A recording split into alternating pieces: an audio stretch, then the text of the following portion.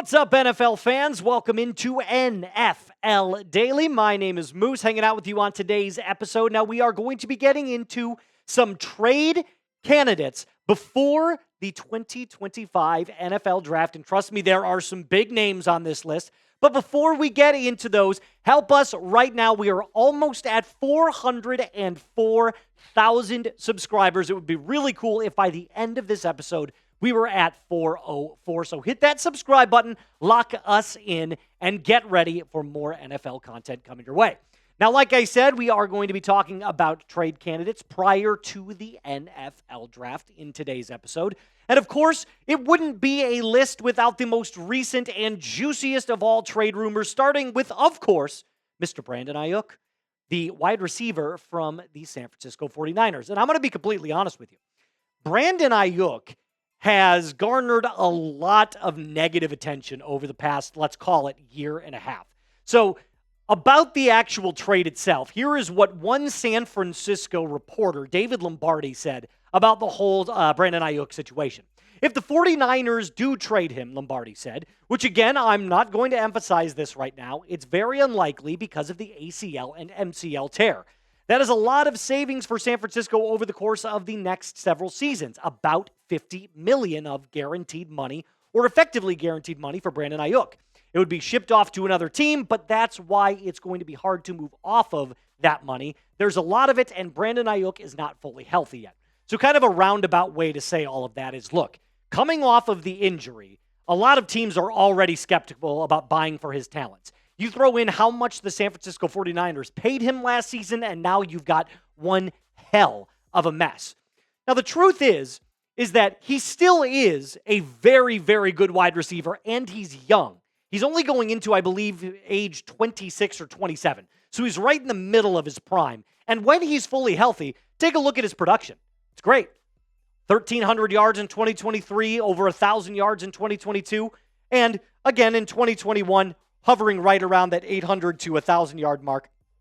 So before the injury last year, he wasn't very great, but then again, remember, he had all that contract dispute stuff, and it's just been bad for Brandon Aiyuk in the last couple of, let's call it 18 months. But one thing that I want to highlight is that the 49ers are not afraid to move off of players.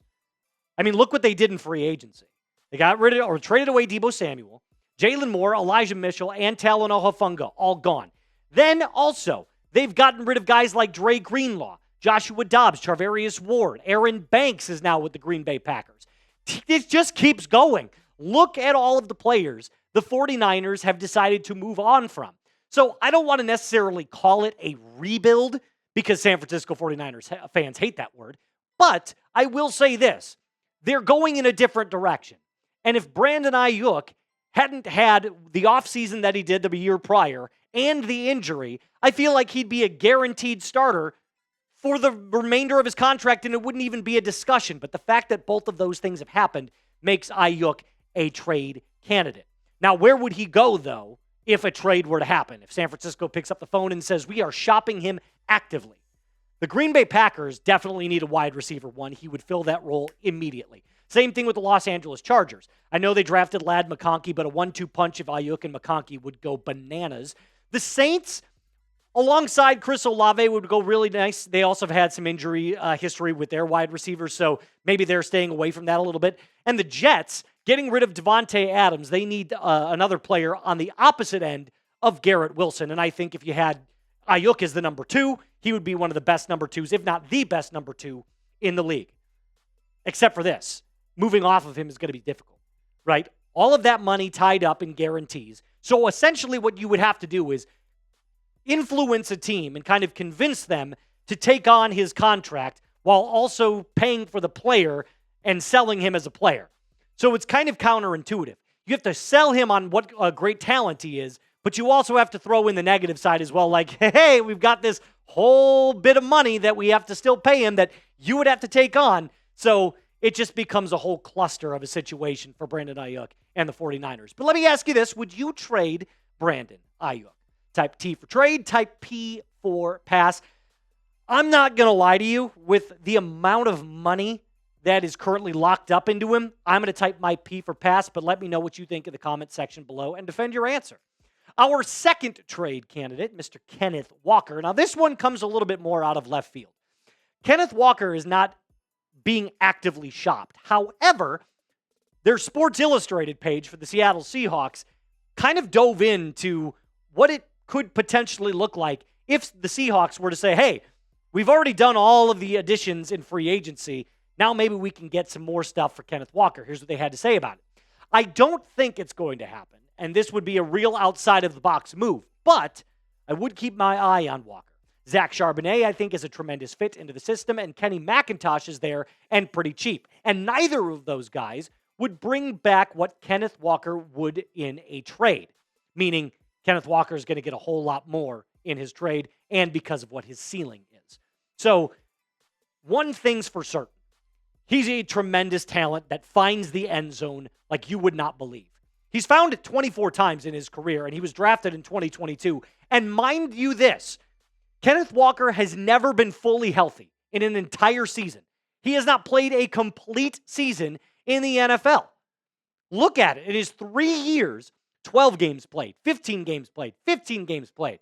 So the injury risk is definitely there, and you can now consider him an injury-riddled player. However, the upside is when you have him and he's fully healthy, if you want to call it fully healthy, he is phenomenal. He is over 1,000 yards. He's going to get you 9 or 10 touchdowns in a singular season. He's a goal line back. He can do both power and speed, down the hill, east to west. Doesn't matter.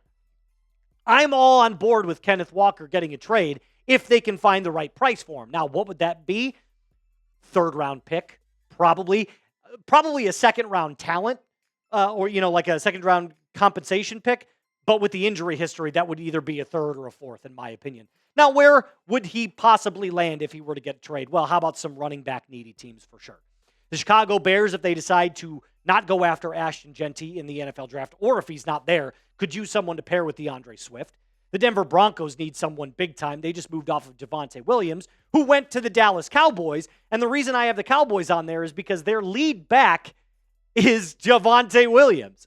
So all three of these teams either don't have their running back for the future or definitely need a complementary back. And Kenneth Walker could be your primary back on first and second down. So either one of these three teams could make it happen. But I'm going to be completely honest with you. I don't see it happening.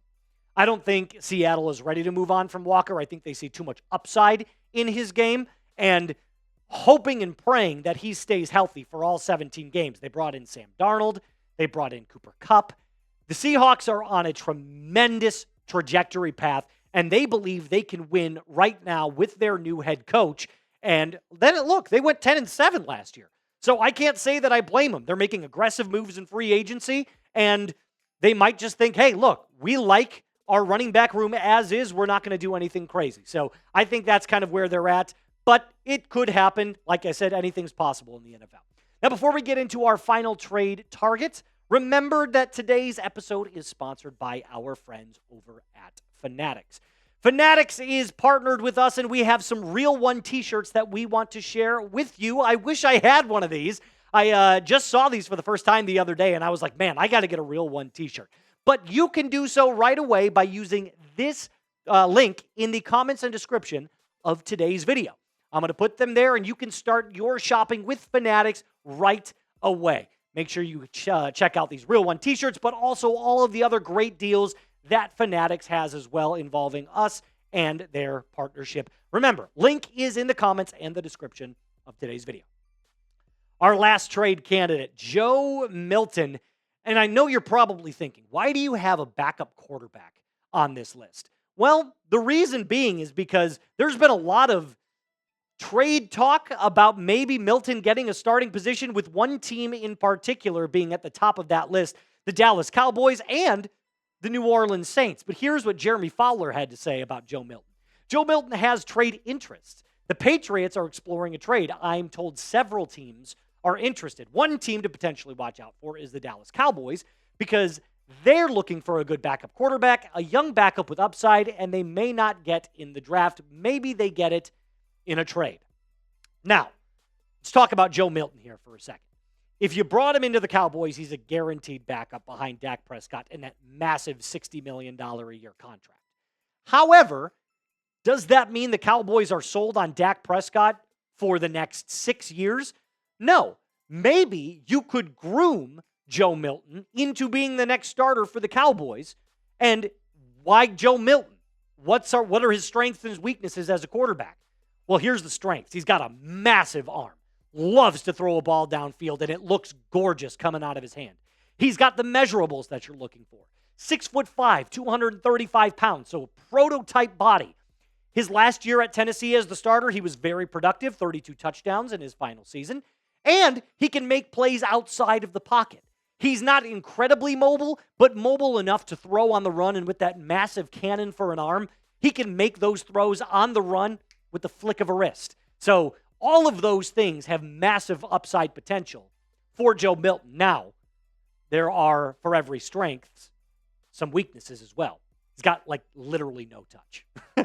The dude is fastball all the way. He lacks timing on his throws, so he often throws behind wide receivers, which any wide receiver will tell you it's their most biggest pet peeve in the NFL is when they get a pass that's behind him. And then he looks for the deep ball too much, so he likes to show off his arm. He knows he's got a cannon, and he just likes to bomb it deep. And, of course, with that being said, he's got accuracy issues. So on throws of over 20-plus yards, he was completing 38% last year, albeit he only played in one game, and this is also going back to the preseason. But let's be clear. Under the right system, I feel like a quarterback guru like Kevin O'Connell could do wonders with Joe Milton. Now, they're not going to trade for him, but if you get a quarterback that is QB-friendly, a coach that's QB-friendly, Joe Milton could be your best friend. And what's one team, in my opinion, that just got a new head coach, is quarterback-friendly, and is the hottest young thing besides Ben Johnson on the head coaching market? Kellen Moore? New Orleans Saints? Why not? Derek Carr is not going to be the quarterback of the future for them. They probably won't be drafting a quarterback in this year's draft, considering Cam Ward and Shedeur Sanders are most likely going to be gone at 9. So you trade for Joe Milton, have him sit one more season behind Derek Carr, and then just let him loose? You could be looking at a potential starting quarterback for the next 10-plus years if this is the case. Now, again, all hypothetical. Saints fans probably don't want to hear that. But when it comes to building a quarterback, if I could make one from scratch, the measurables and the arm strength would be Joe Milton's 100%.